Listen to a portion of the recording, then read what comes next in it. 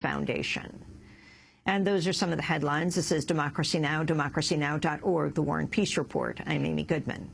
In an emotional and largely symbolic move, the United Nations Cultural Organization, UNESCO, voted on Monday to grant membership to Palestine. Votes in favor, 107. Votes against, 14. Ladies and gentlemen, the General Conference has thus voted to adopt the draft resolution and decided to admit Palestine as member of UNESCO.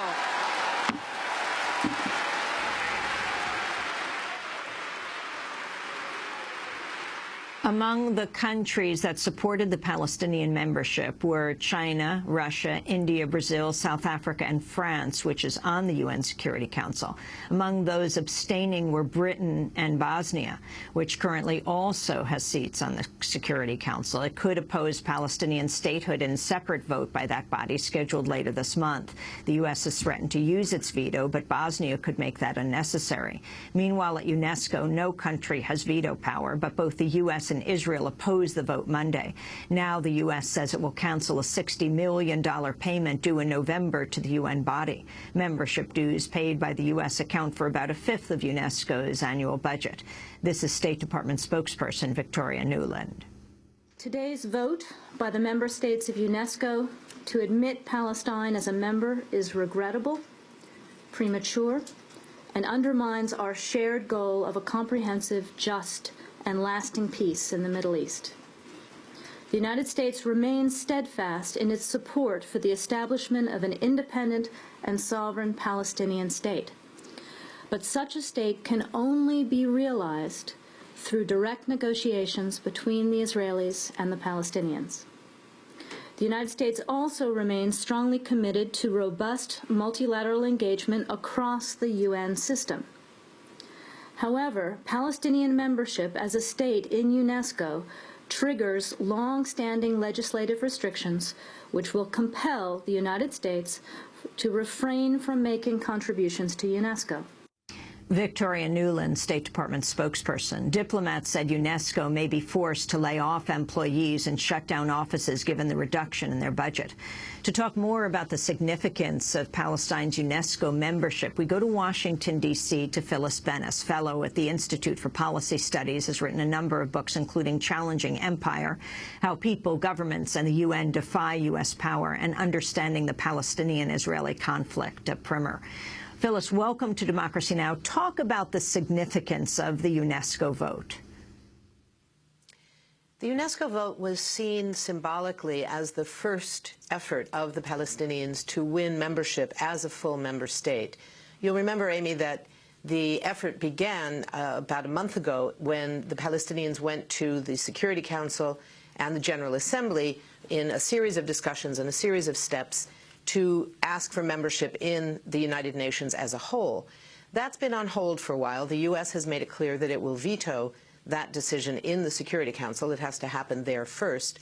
So by going to UNESCO, this was a way both of gauging where the public opinion is among the various governments, and more importantly, symbolically for the world, showing that this is a moment of recognition that the 20-year-old U.S.-controlled so-called peace process simply hasn't worked. It has not brought the Palestinians any closer to reaching their rights, including but not limited to statehood, and that the question of what happens to Palestine is not something that can be limited to what the U.S. and Israel say.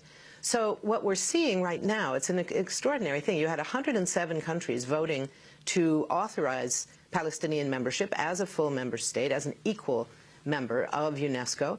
And the U.S. immediately says, in response to that, we have long-standing laws that require us to stop paying the required dues for our obligations to UNESCO, which is about $70 million a year. About $60 million will be owed this month.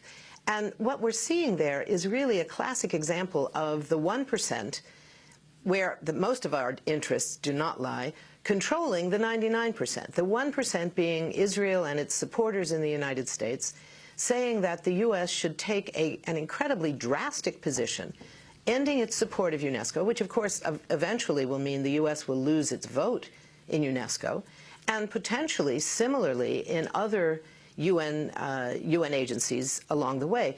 There's several agencies where there is automatic approval if the Palestinians request it. Once they've been approved by UNESCO, they can automatically join several other agencies, one of which, the World Intellectual Property Organization, is one that is of great concern to major U.S. corporations like Google and Microsoft, Apple, all of these corporations that are very concerned about issues of trademarks and copyrights. They're rather terrible legislation that goes on there, but that's a different issue. The reality is that for those major corporations, this is absolutely not in their interests. It's going to be interesting to see whether they come back and push back against the Obama administration and against Congress for imposing these laws that really put their presence in these agencies at great risk, because once the U.S. stops paying its dues, it starts to lose its votes in all those organizations. I want to play a clip from the news conference where State Department spokesperson Victoria Nuland announced the U.S. would no longer pay its dues to UNESCO. She was questioned at length by Matthew Lee, a reporter with the Associated Press. Going back to what you said in your opening, you said that this was is regrettable, premature, and undermines our shared goal. Whose shared goal? Who shares this goal other than the 13 other countries that voted with you now? Countries all over the international system share the goal of a Palestinian state in secure borders. How could they possibly do something that you say is so horrible and detrimental to that process? Yeah. How can you still count on them as sharing this goal? You'll have to speak to them about why they made the decision that they made. We considered that this was, as I said, regrettable, premature, and undermines the prospect of getting where we want to go, and that's what we're concerned about. Okay, and how does it undermine the prospect of where you want to go?